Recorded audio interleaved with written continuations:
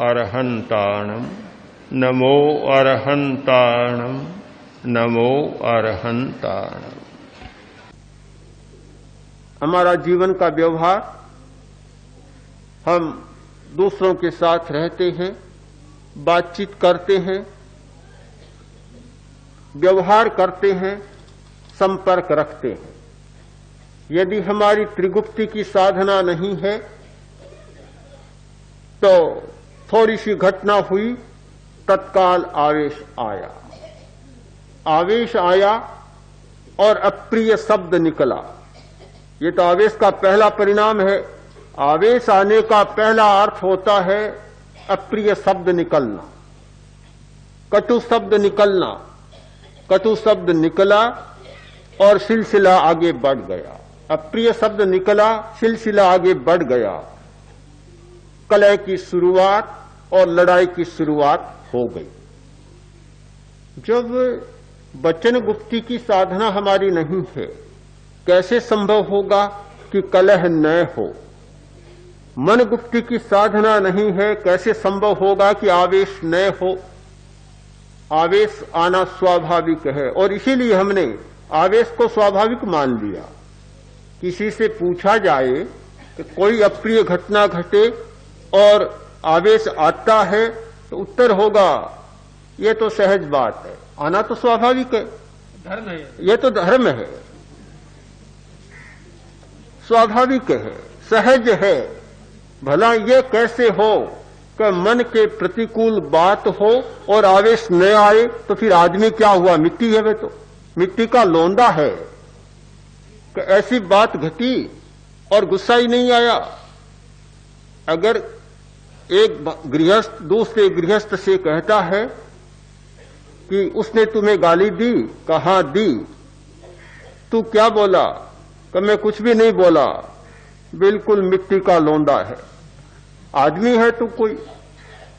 उस समय तो ईंट पर पत्थर जड़ना था, कुछ भी नहीं बोला, लगता है तो आदमी नहीं बना। आदमी की परिभाषा है कि एक गाली दे, 5 गालियां सुनाए तब तो वह आदमी है, और चुपचाप सह ले तो मिट्टी का है, घरौंदा बोला, कुछ भी नहीं। इस स्थिति को हमने बहुत स्वाभाविक मान लिया, सहज मान लिया कि आवेश के प्रति आवेश, आक्रोश के प्रति आक्रोश, गाली के प्रति गाली और चांटे के प्रति चांटा, और चांटा नहीं तो ईंट या पत्थर जड़ देना, यह मनुष्य का पराक्रम है, मनुष्य की विशेषता है, अन्यथा नहीं है।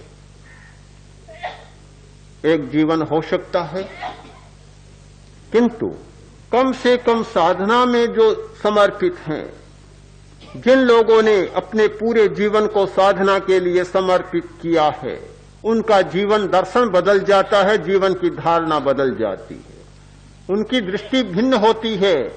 वे इस भाषा में नहीं सोचते, वे गाली को सहना धर्म मानते हैं, आक्रोश को सहना धर्म मानते हैं, आवेश के प्रति सहिष्णु रहना, क्षमा करना अपना धर्म मानते हैं। किंतु एक प्रश्न मैं पूछना चाहता हूं, आवेश के प्रति आवेश क्यों नहीं आएगा? क्या कोई नियामक तत्व है कि आवेश की स्थिति में आवेश न आए?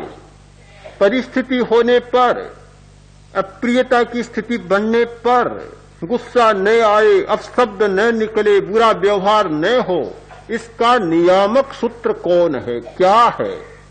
जिस व्यक्ति ने नियामक सूत्र की साधना नहीं की, नियामक सूत्र का अभ्यास नहीं किया, यह कभी संभव नहीं कि आवेश की स्थिति होने पर आवेश न आए, निश्चित आएगा। इसीलिए बहुत जरूरी है त्रिगुप्ति की साधना।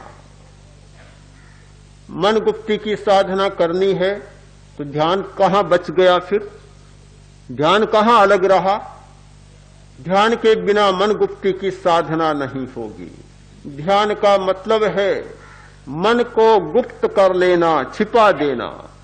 गुप्ती का अर्थ होता है छिपाना। पुराने लोग हाथ में गुप्तियां रखते थे, गुप्तियां, उसमें शस्त्र छिपा रहता था, उसका नाम ही था गुप्ती। गुप्ती रखते थे। जो कोट और प्राकार होते उनमें गुप्तियां होती थी, छिपाने के स्थान होते थे। हाँ, ऊपर से जैसे गेदिया लट्ठी जैसा लगता और भीतर में शस्त्र, गुप्ती कहते थे। गुप्ती का अर्थ है छिपा लेना, ऊपर से आवरण डाल देना, पता न चले। मन को इतना छिपा देना कि मन का पता न चले। जब पता चलेगा तो मन अपना काम करेगा। मन का काम है चंचलता। मन रहेगा तो चंचलता निश्चित होगी। ये कभी नहीं हो सकता कि मन हो और चंचलता न हो। चंचलता का नाम मन और मन का नाम है चंचलता। जब मन को छिपा दिया, ढांक दिया, नीचे डाल दिया, मन रहा नहीं, अमन बन गया। अमन बनने पर ही अमन की स्थिति होती है। कहते हैं अमन चैन बरत रहा है। अमन चैन तभी होगा जब अमन होगा, मन नहीं होगा। ये मन है तब अमन नहीं होगा, तब तो आदमी उछलेगा उछलेगा। मैंने देखा एक बार बहुत वर्ष पहले, गंगापुर की घटना है। एक आदमी चौकी पर बैठा था, एक गाड़ी उधर से जा रही थी। चौकी पर बैठा था मकान मालिक ही, उसकी चौकी थी। गाड़ी जा रही थी, गली छोटी थी। अब गाड़ी जाती है तो चौकी से थोड़ी टकराती है। उसने कहा गाड़ी इधर से नहीं आएगी। उसने कहा कि रास्ता है, कैसे नहीं आएगी, जाऊंगा। उसने कहा नहीं। एक दो बार तो बोला, गाड़ी वाला आगे चलने लगा और वह जो चौकी पर बैठा था इस प्रकार उछला, उछल कर जा गाड़ी में धमक पड़ा और उसको पकड़ लिया। यह हो नहीं सकता कि मन हो और अमन चैन रह जाए, यह कभी संभव नहीं है।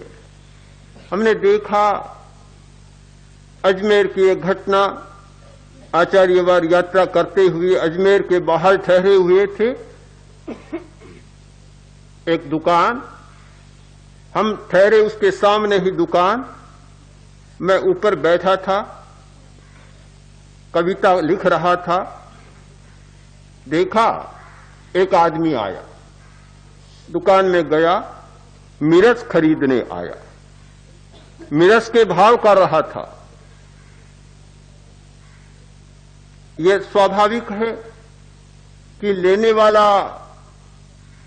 कम दाम देना चाहेगा और दुकानदार ज्यादा दाम लेना चाहेगा।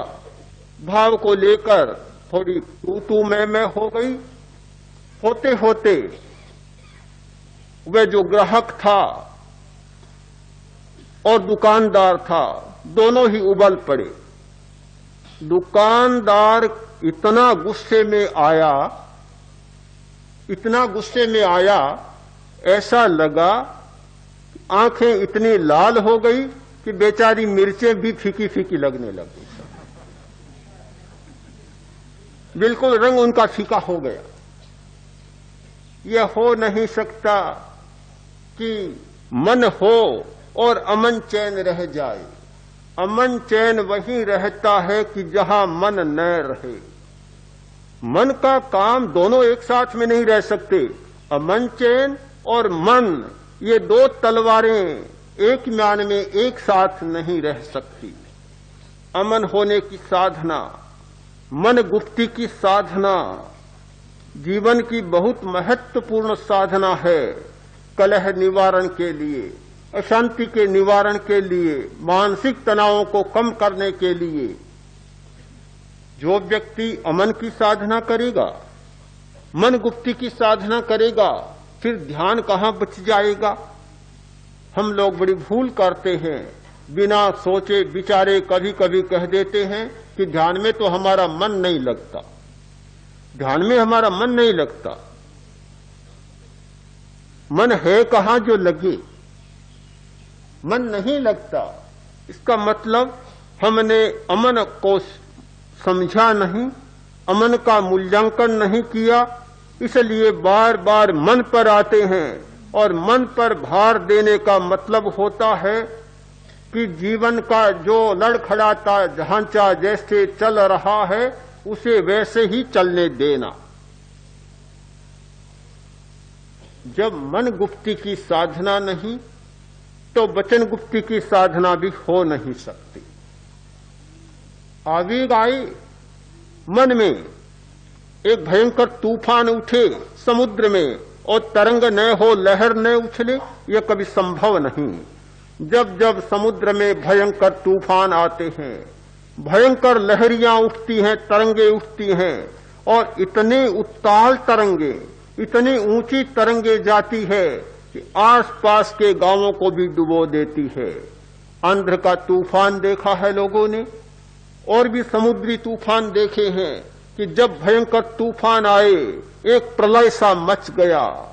मन में भयंकर तूफान उठे और वाणी का संयम रह जाए, न भूतम न भविष्यति, न हुआ और न होगा, कभी संभव नहीं।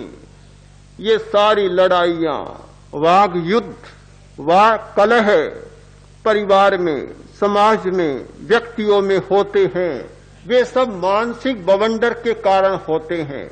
मन पर नियंत्रण नहीं होता तो वचन की तरंगों को उठना ही होगा और उन्हें प्रलय मचाना ही होगा। मन गुप्ती की साधना होती है तो वचन गुप्ती की साधना अपने आप हो जाती। इन दोनों के लिए मन गुप्ती की साधना और वचन गुप्ती की साधना के लिए जरूरी है काय गुप्ती की साधना। सबसे पहले जरूरी है काय गुप्ती की साधना। काया में तनाव है, शरीर में अकड़न है तो मन चंचल ज्यादा होगा, और मन चंचल ज्यादा होगा तो वचन की चंचलता बढ़ेगी। शरीर को शिथिल करना एक बहुत बड़ा रहस्य है। शरीर में तनाव कम है, स्नायुविक तनाव कम है, तो फिर अगले तनाव कम होंगे। सबसे पहले ये फिजिकल टेंशन, स्नायुविक तनाव कम करना जरूरी है। हमारे स्नायुओं में तनाव भी जमा होता है, तनाव जमता जाता है, और जमता जमता जब इतना जम जाता है तो फिर मन में विक्षेप होना बहुत जरूरी हो जाता है। आवश्यक है स्नायुविक तनाव को कम करें, शरीर को साधें। यह त्रिगुप्ती की साधना प्रेक्षा ध्यान है।